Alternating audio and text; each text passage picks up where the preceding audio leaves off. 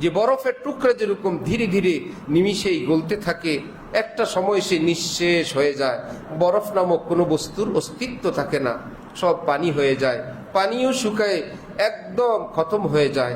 আল্লাহর কসম, আমাকে আপনাকে আল্লাহ পাক বরফ নামক এরকম একটা হায়াতের টুকরা দান করছেন। সেটা হাসলেও গলে, কানলেও গলে, ঘুমে থাকলেও গলে, সজাগে থাকলেও গলে, লাভে থাকলেও গলে, লোকসানে থাকলেও গলে, অট্টালিকায়ও গলে, সেই ভাঙ্গা কুড়ে ঘরেও গলে। সূর্য যখন চালু আছে, বরফের টুকরা গলাও চালু আছে। একে থামানো পৃথিবীর কারো জন্য সম্ভব না। হ্যাঁ, সময় থাকতে ওই বরফওয়ালা যেমন বলছিল, ভাইয়েরা একটু দয়া করেন, একটু কিনে নেন, ঠিক আমি আপনিও আমার বরফের টুকরার একটু দয়া করব। আল্লাহ, এই সময়টা তো গেল রে। আলহামদুলিল্লাহ, আলহামদুলিল্লাহি ওয়া কাফা ওয়া সালামুন আলা ইবাদিহিল্লাযীনা ইসতাফা, আম্মা বা'দ। فأعوذ بالله من الشيطان الرجيم. بسم الله الرحمن الرحيم. رب المشرق والمغرب لا إله إلا هو فاتخذه وكيلا. صدق الله مولانا العظيم. وقال رسول الله صلى الله تعالى عليه وسلم: يا ابن عمر كن في الدنيا كأنك غريب أو عابر سبيل وعد نفسك من أهل القبور. وقال رسول الله صلى الله تعالى عليه وسلم: القبر روضة من رياض الجنة أو حفرة من حفر النار. وقال رسول الله صلى الله تعالى عليه وسلم: أكثروا ذكر هازم اللذات الموت. وقال رسول الله صلى الله تعالى عليه وسلم: الموت جسر يوصل الحبيب إلى الحبيب. أو كما قال رسول الله صلى الله تعالى عليه وسلم. মোহতারাম মুসলিয়ানে কেরাম, আমি আল্লাহ পাক রব্বুল আলামিনের পবিত্র কালামের অংশ বিশেষ তেলাওয়াত করলাম এবং হযরত রাসূল করিম সাল্লাল্লাহু আলাইহি ওয়াসাল্লামের কয়েকখানা হাদিস শরীফ পাঠ করলাম। আল্লাহ পাক কোরআন শরীফ এবং হাদিস শরীফের পরিপূর্ণ নূর, পরিপূর্ণ হেদায়েত আমাদের সকলকে দান করেন। আমাদের সকলকে দ্বীনের সহি বুঝ, সহি সমঝ আল্লাহ পাক দান করেন। অতীতের সমস্ত গুনাহ মাফ করে দেন। আগামী জীবন আল্লাহ পাকের খুশির জীবন হিসাবে আল্লাহ পাক কবুল করে নেন।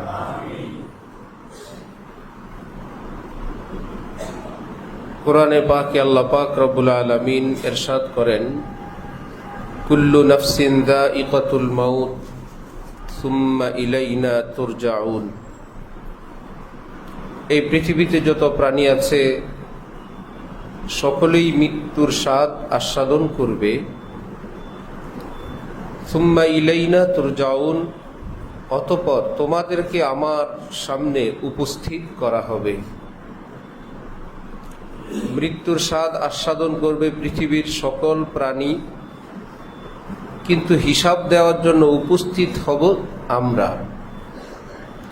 শিয়ালের কোনো হিসাব নাই, কুকুরের কোনো হিসাব নাই, পোকা মাকড় কীট পতঙ্গ, যেহেতু প্রাণী তার মৃত্যু হবে, হিসাবের জন্য তাকে উঠতে হবে না, উঠতে হবে মানব জাতির, জিন জাতির। হাই यहाँ से तुझको जाना एक दिन, मुँह खुदा को है दिखाना एक दिन मरना है आखिर मौत है, कर ले जो करना है आखिर मौत है।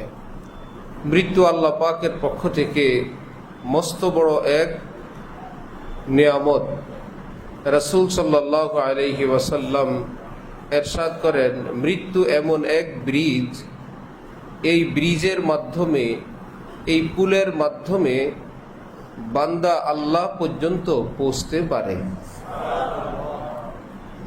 আমাদের উস্তাদ হযরত মাওলানা আব্দুল মজিদ ঢাকুবি হুজুর রহমতুল্লাহ আলাই বাংলাদেশের বিখ্যাত আলিম ছিলেন, লালবাগ মাদ্রাসায় ছিলেন, ঢালকানগরে যাতায়াত করতেন। সেই হিসাবে আমরা হুজুরকে পেয়েছি। হুজুর বলতেন যে দোস্তুজি এখনো আসলেন না, মাঝে মাঝে শব্দ বলতেন। তো ওনাকে জিজ্ঞাসা করা হলে কে আপনার দোস্তুজি, তিনি বলতেন কেন ভাই, হযরত আজরাইল আলাইহিস সালাম এখনো আসলেন না? আসলেই বলবো দোস্ত এত দেরি করলেন। সাথীরা প্রশ্ন করতেন উনি কিভাবে আপনার দোস্ত হয়?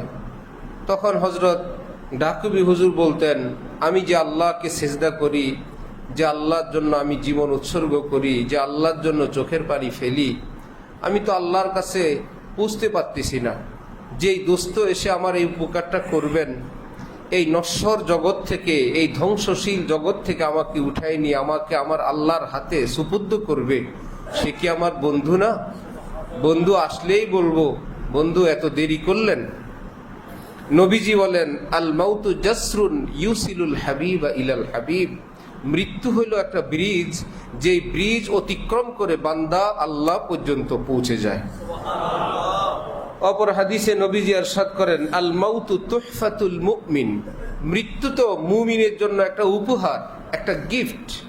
যে মৃত্যু আসছে, মাশাআল্লাহ আমি আমার আল্লাহর কাছে যাব, যাকে না দেখে এতকাল সেজদা করলাম, সে আল্লাহকে দেখার পথে আমি কিছু দূর অগ্রসর হচ্ছি, আমি আল্লাহকে দেখার জন্য এখন রওনা হইলাম। এক আল্লাহওয়ালা বুজুর্গের ইন্তেকালের আগে আজরাইল বললেন আপনার কিছু সময় বাকি আছে, কোনো আমল বাকি থাকলে, শখ থাকলে আপনি সেটা করে নেন। বলল ভাই আমার কিছুই বাকি নাই, তুমি নিয়ে চলো। আজরাইল বলে সময়ের আগে তো নেওয়া যায় না হুজুর, কিছু সময় আছে, যা মন চা আপনার করেন। বললেন এমন সময় যদি থাকে আজরাইল, আমি একটু উজু করে আসি, আমি আল্লাহু আকবার বলে একটু নামাজে দাঁড়াই, সেজদায় যখন যাব না, তুমি আমার রূহটা সেই সময় কবজ করে নিও। जो तुझ बिन न जीने को कहते थे हम सो उसी अहद को हम वफा कर चले। আমার তো আর ভালো লাগে না, একটু সময় যদি থাকে তো আমি আমার আল্লাহর কদমে একটু সেজদায় পড়ে থাকি, এই হালে যদি যাইতে পারি বড় ভালো লাগবে। আল্লাহ পাকের সাধারণ নিয়ম, মৃত্যুর আগে নেক বান্দাদেরকে আল্লাহ পাক জান্নাতের নাজ নেয়ামত পুরস্কার দেখাইতে থাকেন, ফেরেশতা দেখতে থাকে, যত দূর নজর যায় তত দূর তারা সাদা সাদা নুরানি ফেরেশতা দেখতে থাকে। ফেরেশতারা এসে বলেও হাদিসে পাকের ভাষা আসসালামু আলাইকা ইয়া ওয়ালি আল্লাহ, আল্লাহর বন্ধু আপনাকে সালাম। মৃত্যুর আগে জীবিত এই মানুষটাকে যখন ফেরেশতা এসে বলে আসসালামু আলাইকা ইয়া ওয়ালি আল্লাহ, আল্লাহর প্রিয় বন্ধু আপনাকে সালাম, তারপরে বলে কি ইন্না রাব্বাকা ইউকরিউকা সালাম, আপনার প্রিয় রব আপনাকে সালাম বলেছেন।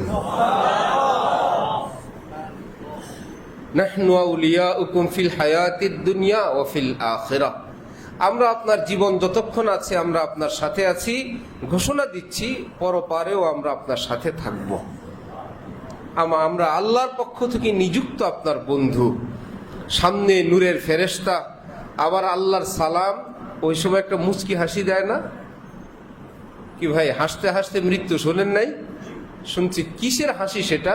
মৃত্যুর যন্ত্রণায় তো কাতর হওয়ার কথা, যে আল্লাহ পাকের পক্ষ থেকে যার সালাম পৌঁছে যায়, যাকে ফেরেশতারা এসে বলে আসসালামু আলাইকা ইয়া ওয়ালি আল্লাহ ইন্না রাব্বাকা ইউকরিউকাস সালাম। অপর হাদিসে আছে কিয়ামতের দিন যখন নেককার বান্দারা কিয়ামতের মাঠে উঠবে, সকলেই টেনশন, অস্থির, বিভিন্ন ধরনের টেনশন মাথার মধ্যে ঘুরপাক খাবে। রব্বুল আলামিন একদল ফেরেশতাকে পাঠাবেন। হিসাব তো আরো পরে হবে, হিসাব চূড়ান্ত হইতে কিছু সময় তো বাকি। নেককার বান্দারা তো এই মুহূর্তটা ভয় পাবে, কষ্ট পাবে। ফেরেশতারা চুপি চুপি কানে কানে বলে আসো, ভয় পায়েন না, আপনার জন্য জান্নাত মঞ্জুর হয়েছে, যে আল্লাহ পাক আপনার জন্য জান্নাতের সুসংবাদ পাঠাইছেন। হিসাবের জায়গায় যা হবার হবে। আম্মি জান হযরত আয়েশা রাদিয়াল্লাহু আনহা নবীজিকে বললেন যে আপনি দোয়া শিখাইছেন, আল্লাহুম্মা হাসিবনি হিসাবান ইয়াসীরা, আল্লাহ আপনি আমার হিসাবটা সহজে নিয়েন। ইয়া রাসূলুল্লাহ, আল্লাহ যদি হিসাব নেন এটা আবার সহজ কিভাবে হয়? হিসাব দেওয়া তো কঠিন ব্যাপার। আল্লাহর সামনে জীবনের হিসাব কিভাবে দিব? হযরত ওমর ফারুক রাদিয়াল্লাহু আনহুর মতো ব্যক্তি বলেন, 10 বছর ইসলামী খেলাফত পরিচালনা করলাম, এই পৃথিবীতে ইসলামী আইন বাস্তবায়নের জন্য বহু রকমের খিদমাত করলাম, শতভাগ আল্লাহ দিন মোতাবেক রাষ্ট্র পরিচালনার জন্য যার পর নাই সাধ্যমতো আমি সব করলাম। এরপরেও এতটা ভয় লাগে, কোন দিক থেকে কোন ভুল হয়ে যায়। আমি ওমর আল্লাহর কাছে এটাই চাই, আল্লাহ যদি বলেন ওমর এই 10 বছরের ব্যাপারে ইয়েস নো, হ্যাঁ না, সওয়াব গুনাহ কিছুই দিলাম না, আমি ওমর বলবো আমি কামিয়াব। যদি আল্লাহ বলেন যে ঠিক আছে তোমার ভালো মন্দ আমি কিছু জিজ্ঞাসা করলাম না, কারণ হিসাব তো জটিল ব্যাপার আল্লাহ পাকের সামনে। আম্মি যা নবীজিকে প্রশ্ন করলেন যে তাহলে আল্লাহর নিকট সহজ হিসাব কি?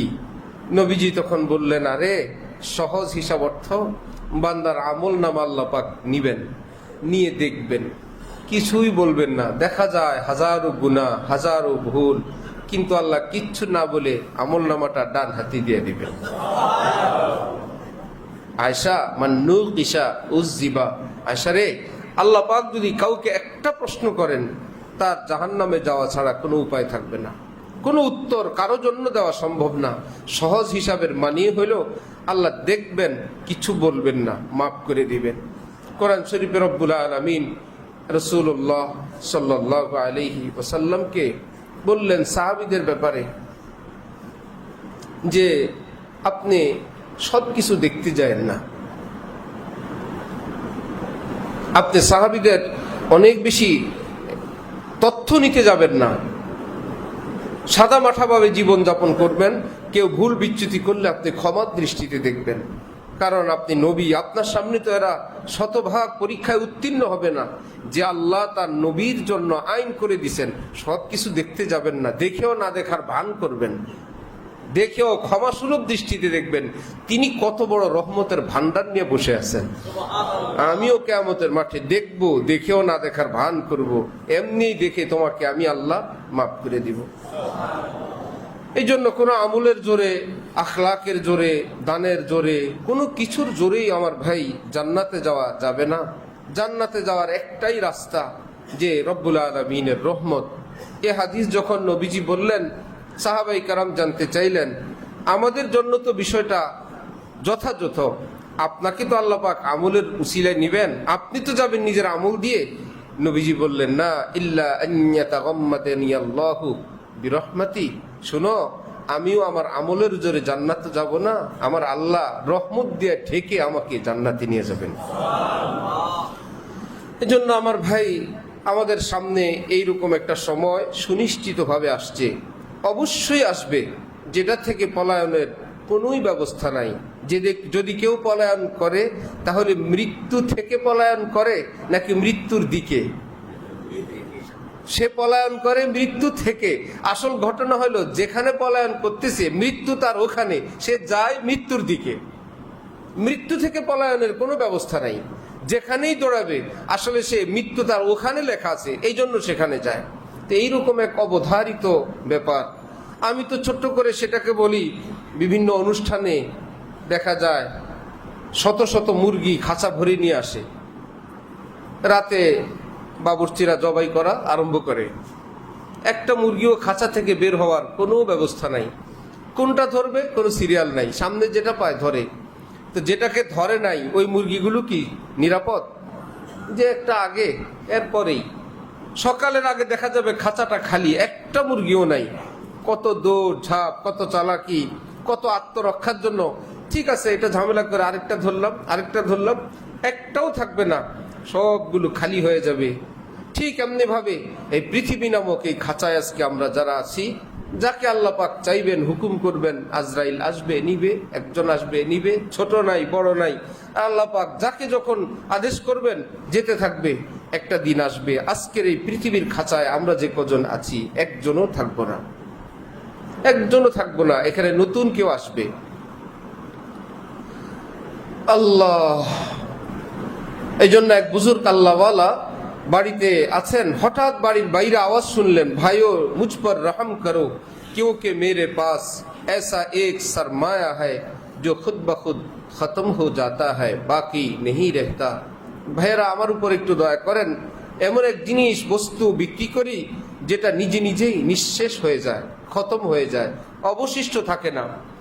বাড়িওয়ালা ভাবলেন, এ আবার কেমন বস্তু যে বস্তু নিজে নিজেই শেষ, পুঁজি নাই হয়ে যায়। তার কাঁদো কাঁদো আওয়াজ। বাড়ির বাইরে গেলাম, দেখলাম লোকটা বরফ বিক্রি করে। আল্লাহ রে, তার এক টুকরা বরফের জন্য এত মায়া। আর চিৎকার করে বলে, ভাইয়েরা একটু কিনেন, একটু কেউ নেন, কেউ যদি না নেন আমার এটা এমনিতেই নাই হয়ে যাবে, এটা নিজে নিজেই শেষ হয়ে যায়। হো রহি হ্যায় उम्र मिसले बर्फे कम चुपके चुपके रफ्ता रफ्ता दम बदम सांस है एक रह रवे मुल्के आदम दफातन एक रोज ये जाएगा थम है यहाँ से तुझको जाना एक दिन मुँह खुदा को है दिखाना एक दिन मरना है आखिर मौत है कर ले जो करना है आखिर मौत है ये तेरी गफलत है बेअक्ली बड़ी मुस्कुराती है कज़ा सर पे खड़ी मौत को पेशे नजर रख हर घड़ी पेश आने को है ये मंजिल कड़ी। যে বরফের টুকরা যেরকম ধীরে ধীরে নিমিষেই গলতে থাকে, একটা সময় সে নিঃশেষ হয়ে যায়। বরফ নামক কোনো বস্তুর অস্তিত্ব থাকে না, সব পানি হয়ে যায়, পানিও শুকায় একদম খতম হয়ে যায়। আল্লাহর কসম, আমাকে আপনাকে আল্লাহ পাক বরফ নামক এরকম একটা হায়াতের টুকরা দান করছেন। সেটা হাসলেও গলে, কানলেও গলে, ঘুমে থাকলেও গলে, সজাগে থাকলেও গলে, লাভে থাকলেও গলে, লোকসানে থাকলেও গলে, অট্টালিকায়ও গলে, সেই ভাঙ্গা কুড়ে ঘরেও গলে। সূর্য যখন চালু আছে, বরফের টুকরা গলাও চালু আছে। একে থামানো পৃথিবীর কারো জন্য সম্ভব না।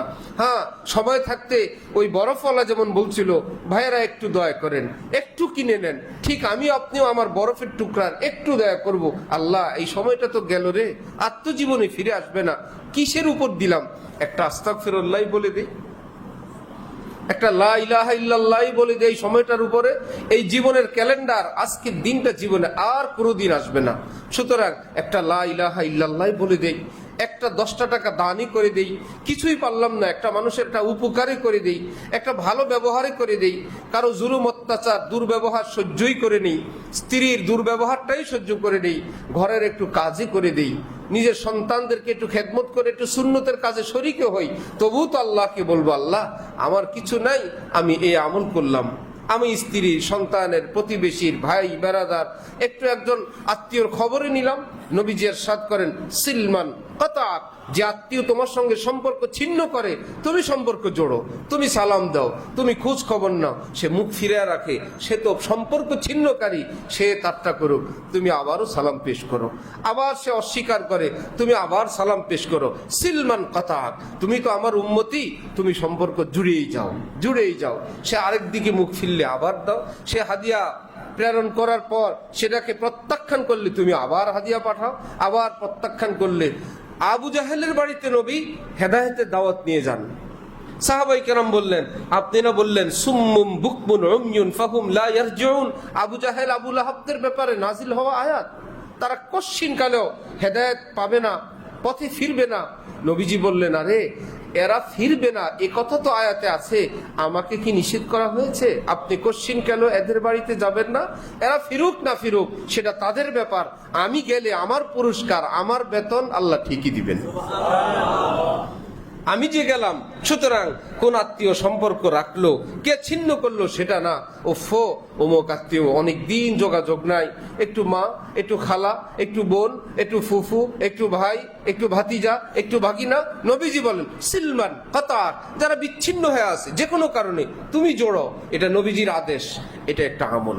ওয়াফু আম্মান জালামাক, যে তোমার উপর জুলুম করছে সেটা মনে রেখো না, ক্ষমা করে দাও, তোমার মনটাও সাফ থাকবে, সম্পর্কও থাকবে। ভাই, একত্রে জীবন পরিচালনা করতে গেলে, একত্রে চলতে গেলে, বাঁচতে গেলে সবাই কেবল সবাইকে ফুলই দিবে আজীবন, এই প্রত্যাশা করা অন্যায়। এটা দুনিয়া, এটা জান্নাত না। আচার আচরণে স্বামী স্ত্রীর হোক, ভাই বেরাদারের হোক, আত্মীয় স্বজন যে কারোর মধ্যে হোক, একটু 19-20 হবেই। ইসলামের কি সুন্দর বিধান, ওয়াফু আম্মান জালামাক, ভুলে যাও। ফিনিশ। আর সেই কবরের লাশ আর উঠায়ও না। অথচ আমাদের অভ্যাস, সেটাকে আমরা মূর্তি বানাই। পাথর খচিত মূর্তিকে গ্লাস ফিট করে ঘরের মধ্যে যেরকম পূজা করার জন্য রাখে, কোনো আত্মীয়র কোনো আচরণকে ওই রকম বিশাল বড় মূর্তি বানায়, ভাস্কর্য বানায় ঘরের মধ্যে, জীবন ঘরে কিংবা মনের ঘরে সেটাকে কাচে ঘেরা বক্সের মধ্যে রাখি। যখনই কোনো সুযোগ আসে আমরা সেটাকে পেশ করি, সে আমার উপর এরকম অত্যাচারকারী, সে আমার সঙ্গে এইরকম আচরণকারী। আমার ভাই, এটা আপনার জন্য সুখকর না, জীবনের জন্য সুন্দর না। ওয়াফু আম্মান যালামাক, নবী বলেন কেউ যদি জুলুম করে মাফ করে দাও, আমি আদেশ করলাম।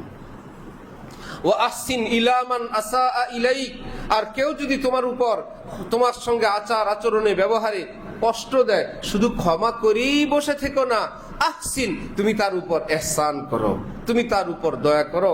তুমি কি জানো না, হাদিসে কুদসি, কোন নফলের জন্য এমন কোন সুসংবাদ নাই যে যতক্ষণ এশরাকে থাকে, আউয়াবিনে থাকে, হজের পথে থাকে, উমরার পথে থাকে, মসজিদ মাদ্রাসায় দান করতে থাকে, আল্লাহ বলেন আমি তোমার সাথে আছি। এত সহজ ব্যাপার না, কিন্তু আল্লাহ বলেন তুমি যদি আমার কোনো বান্দার উপকারে মশগুল থাকো, আমি আল্লাহ স্বয়ং তোমার কাছে মশগুল আছি। আমার কোন বান্দা বান্দির খেদমতে তুমি আছো, এত বড় আমলে তুমি গেলা, আমি তোমার কাছে আছি। সুতরাং আমল কেবল টাকা পয়সা দিয়ে হয় না, কিছু বিনা টাকায়ও হয়। যে ভাই দিন তো গেল, আজকে কার কি উপকার করলাম, কোন আত্মীয়র কি খোঁজ খবর নিলাম, ভাই বোনের কি খোঁজ খবর নিলাম। বোনদের খোঁজ খবর নেওয়ার মানুষ তো খুবই কম, ভাইয়ের খোঁজ খবর নেওয়ার মানুষ একদমই নেই, একদমই নেই। ফুফুদের খোঁজ খবর নেওয়ার মানুষ খুবই কম, খালার খোঁজ খবর নেওয়ার লোক খুবই কম।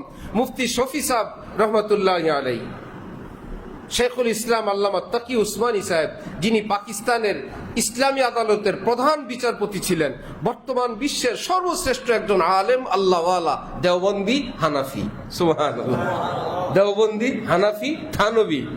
তিনি বলেন আমার এলমের বাহার, আমি হাকিমুল উম্মত থানবীর এলেম ডেলি 2 ঘন্টা পড়ি। সারা পৃথিবী দেখে আমার পাওয়ার, আর আমি জানি আমার পাওয়ারের গোড়া হলো আশরাফ আলী থানবী, হযরতে ওসমান রাদিয়াল্লাহু তাআলা আনহুর বংশধর। এই জন্য ওনারা হলেন তকি ওসমানী, শফি ওসমানী, রফি ওসমানী। ভাই হযরত ওসমানের বংশ, কিসমত ভালো ওনাদের, ভাগ্যবান মানুষ। হযরত থানবী ছিলেন হযরত ওমরের বংশধর। হযরতে রশিদ আহমদ গঙ্গুহি ছিলেন হযরত আবু আইয়ুব আনসারীর বংশধর। হযরত কাসেম নানুতুবি ছিলেন হযরত আবু বকর সিদ্দিকের বংশধর। সুবহানাল্লাহ, সাহাবায়ে কেরামের জামাত। ভাই উলামায়ে দেওবন্দ চারটিখানি কোনো ব্যাপার। সেই মুফতি শফি ওসমানী রহমতুল্লাহ আলাইহি শেষ বয়সে সারা পৃথিবী যখন ওনার এলমের সামনে, ওনার শুহরত প্রসিদ্ধির সামনে, তাকওয়া বুজুর্গির সামনে নত জানু, সেই সময় উনি এক খালার বাড়িতে যেতেন, ওনার খালা। উনি বলেন সবাই কেবল শফি সাহেব, মুফতি সাহেব, হজরত সাহেব, এই বলার লোক তো অভাব নাই, আমাকে শফি বলে ডাক দেওয়ার তো কেউ নাই, আমার মাও নাই, আমার বাবাও নেই। শুধু ওই একটা ঘর আছে, যেই ঘরে গেলে ভিতর থেকে আমার খালা আমাকে ডাক দিয়া বলেন কি শফি কেমন আছো, শফি ঠিক হো, শফি আচ্ছে হো। বলে শফি ডাকটা শোনার জন্য আমি যাই। আমার ভাইয়েরা, আমাদের কি কোনো আত্মীয় স্বজন এমন নাই যে আমাকে আপনাকে একটু শফি বলে ডাক দিবে? সবাই তো সাহেব বলে, হুজুর বলে, হজরত বলে। ওই পয়েন্ট খুঁজবেন যেখানে বলে একটু শফি বলে ডাক দিবে, তার জন্য একটু হাদিয়া নিয়ে যাবেন। হজরত হজরত, হুজুর হুজুর, পীর কেবলা তো হাদিয়া ঠিক আছে, সেই জায়গার মতন। সাহাবায়ে কেরাম নবীজিকে হাদিয়া দিতেন, সেটা প্রত্যাখ্যান এবং বর্জনের বিষয় না, সেটার জায়গায়। কিন্তু নবীজি বলেন কেউ যদি দীর্ঘদিন বেঁচে থাকতে চায়, কেউ যদি রিস্কে বরকত চায়, কেউ যদি সুস্থতার হায়াত চায়, সে যেন নিজের মা বাপ, ভাই বোন, আত্মীয় স্বজনের পিছনে খরচ করতে থাকে।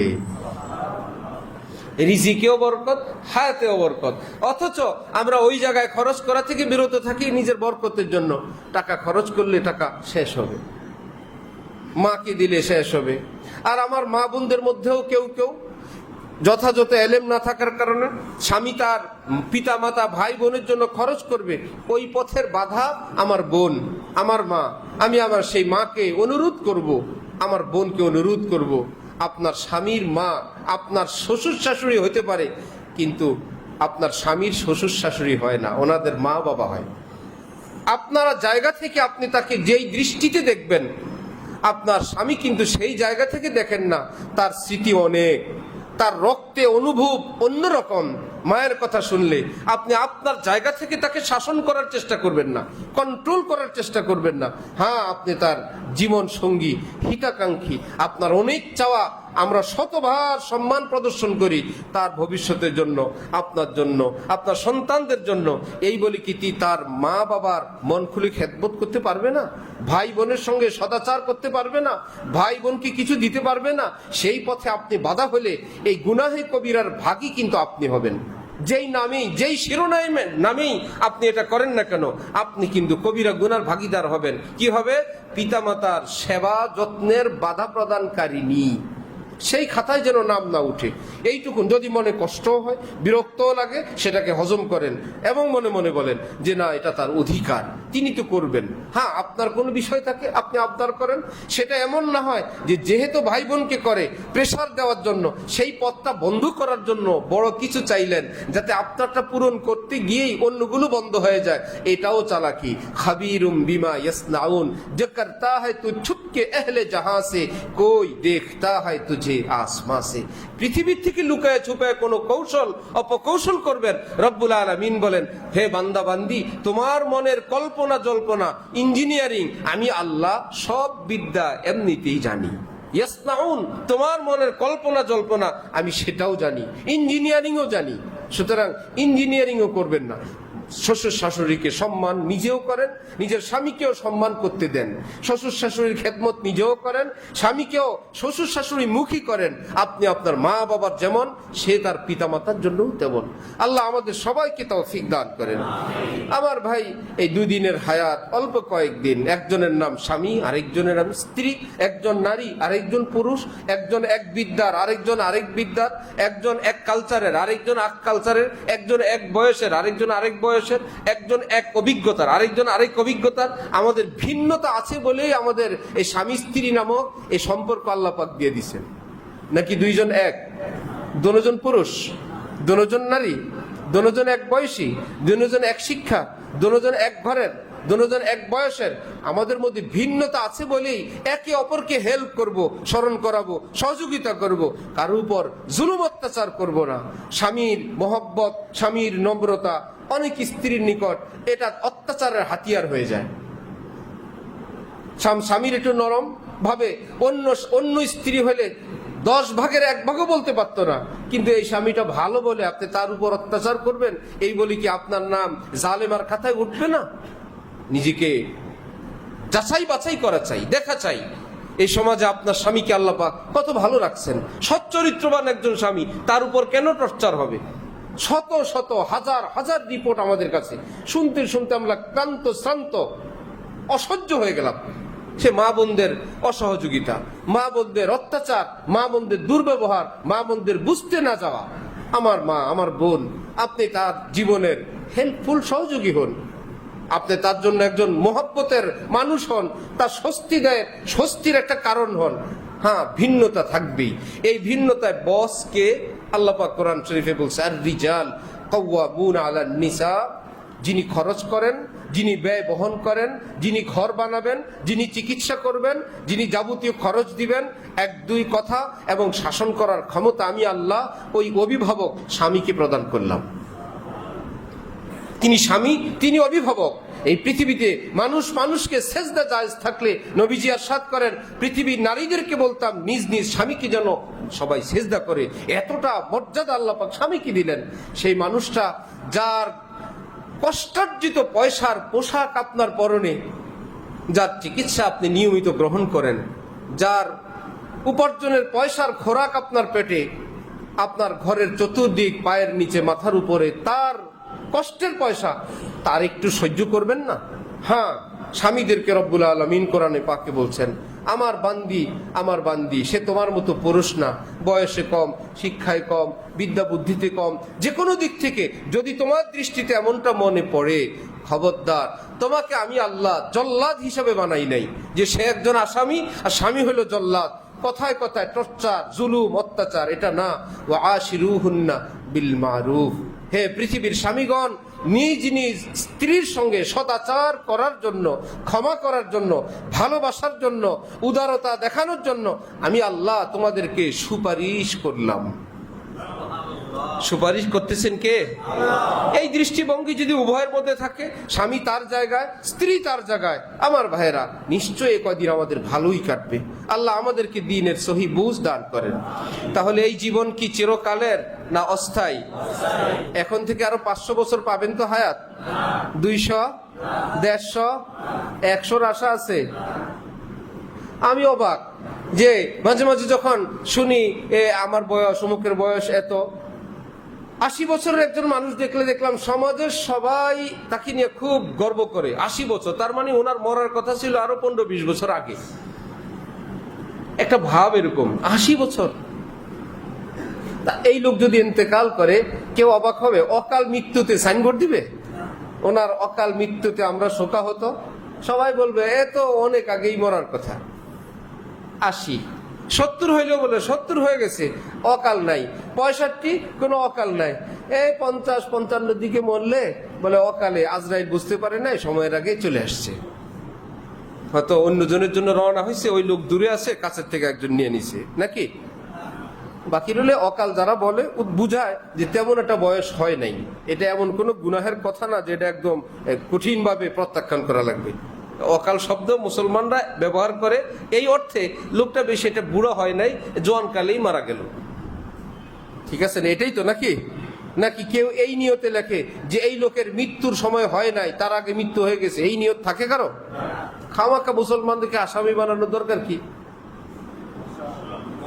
কথায় কথা একদম টাইট করে ধরে একদম সবই অন্যায় না। কোন মুসলমান এইরকম আকীদা রাখে না যে মৃত্যুর সময় আসার আগেই তার মৃত্যু হয়েছে, জানেই এই সময়ে লেখা ছিল, বাকি লোকটা জোয়ানকালে মারা গেল। শিশু তো মারা যায়। তো 70 হইলে আর অকাল বলে না, 65 হইলেও অকাল বলে না। তাহলে আমার আপনার বয়স যার যতটুকুন হয়ে গেল, খেয়াল করেন তো, 70-এর, 65, 80 আর কত শত বছর বাকি আছে? কত বছর বাকি? আর সব হুঙ্কার, সব উন্মাদনা, সব অস্থিরতা, তাও যদি ওই পর্যন্ত যায়,